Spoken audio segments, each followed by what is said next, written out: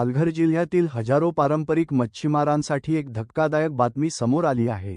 मत्स्य विभागाने मासेमारी बंदीचा कालावधी अचानक 15 दिवसांनी वाढवल्याने मच्छीमारांमध्ये तीव्र नाराजीचे वातावरण निर्माण झाले आहे।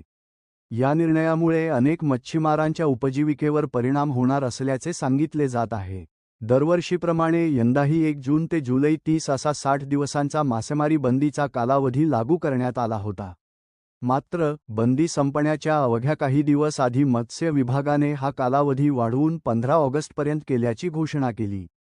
या अचानक झालेल्या निर्णयामुळे समुद्रात जाण्याची तयारी पूर्ण केलेल्या पारंपरिक मच्छीमारांना मोठा आर्थिक फटका बसणार आहे।